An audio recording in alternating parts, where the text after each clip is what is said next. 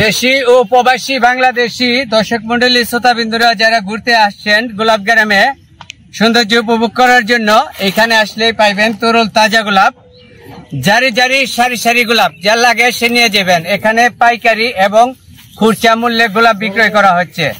সাভারের বিরুলিয়া এমনিতে সৌন্দর্যের টইটাম্বর, গোলাপ চাষেও এই স্থানটি বিখ্যাত।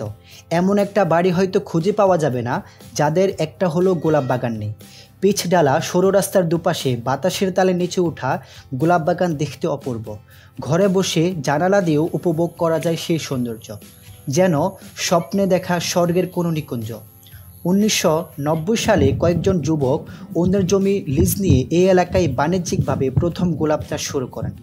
ভালো ফলন আর যুবকদের সফলতা দেখে স্থানীয় লোকজন ধীরে ধীরে বাণিজ্যিকভাবে গোলাপ চাষ শুরু করেন। খুব কম সময়ের মধ্যে এটি জনপ্রিয় হয়ে ওঠে গ্রামটিতে।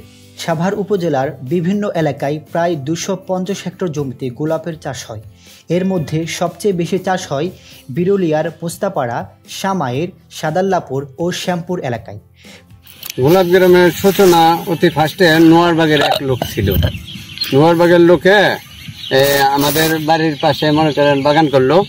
বাগান করাতে এদেরকে দেখা দেখি আমরা সবাই মিলা একত্রিত হইলাম, যে উদ্যোগ নিলাম যে আমরা অতি ফার্স্টে 4-5 জনে বাগান করি। এর দেখা দিই নোয়ারবাগের এই লোকটার নাম হলো সাবিদ আলী। ওই লোকই আগে অতি ফার্স্টে এখানে গোলাপ গ্রামে বাগান সূচনা করে গোলাপের।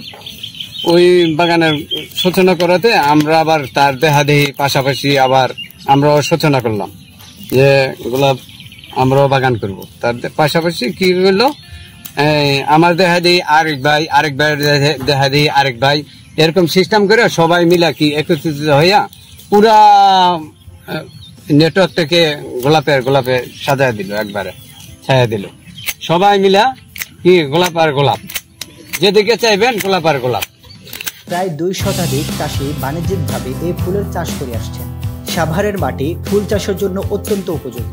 সাধারণত মিলন, মেরেন্ডি, লিঙ্কন ও সাদা জাতের গোলাপের উৎপাদন অনেক ভালো হলেও লাভজনক হওয়ায় মেরেন্ডি জাতের গোলাপও চাষ করে থাকেন কৃষকেরা। গোলাপ সারা বছর চাষ হলেও ডিসেম্বর জানুয়ারিতে ভালো ফলন হয়। ফুলের দাম সবচেয়ে বেশি থাকে ভালোবাসা দিবসে।